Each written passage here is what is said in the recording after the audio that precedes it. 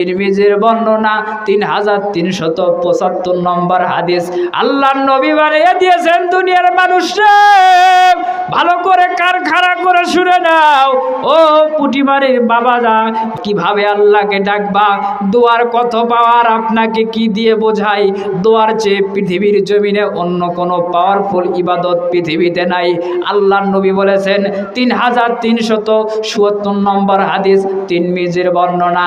আল্লাহর নবী বলেছেন লাইসা শাইউন আকরামা আলাল্লাহ মিনাদ দোয়া। ও দুনিয়ার মানুষ রে, শোনো শোনো, দোয়ার চেয়ে অধিক মর্যাদার বিষয় আল্লাহর জমিনে পৃথিবীর উপরে আর কিছুই হতে পারে না। সুবহানাল্লাহ। দোয়া এত পাওয়ারফুল ইবাদত, দোয়া এত গুরুত্বপূর্ণ ইবাদত। আল্লাহর নবী বলেছেন লাইসা শাইউন আকরামা আলাল্লাহ মিনাদ দোয়া। পৃথিবীর জমিনে দোয়ার চেয়ে অধিক মর্যাদার বিষয় আর কিছুই হতে পারে না। সুবহানাল্লাহ বলবেন না? দোয়া করার কত ফজিলত আস্তে আস্তে শুনে নেন।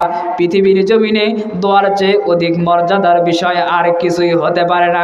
চায়া দেখেন, আপনারা শুনেছেন বুখারীর বর্ণনা, আল্লাহর নবী বলেছেন ও দুনিয়ার মানুষ শোনো, বনি ইসরাইলের একজন মানুষ 99 জন মানুষ খুন করেছে, পরবর্তীতে 100টা মানুষ খুন করেছে।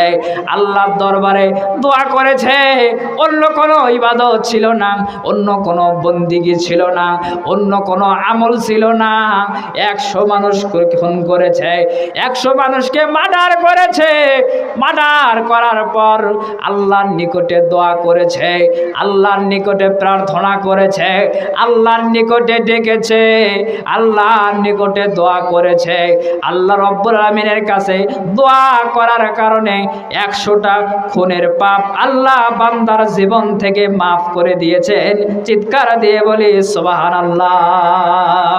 100টা খুন করেছে, অন্য কোনো ইবাদত নাই, অন্য কোনো বন্দিগি নাই, দোয়া করেছে। দোয়া করার কারণে আল্লাহ রব্বুল আমিন 100টা খুনের পাপ আল্লাহ মাফ করে দিয়েছেন। চিৎকার দিয়ে বলি সুবহানাল্লাহ। কি দিয়ে বোঝাই ভাইজান দোয়ার কত মর্যাদা, দোয়ার কত পাওয়ার? আস্তে আস্তে শুনে যান। আল্লাহর নবী বলেছেন, তিরমিজির বর্ণনা 3373 নম্বর হাদিস। আল্লাহর নবী বলেছেন দুনিয়ার মানুষের কাছে বারবার গেলে দুনিয়ার মানুষ বেজার হয়, রাগান্বিত হয়।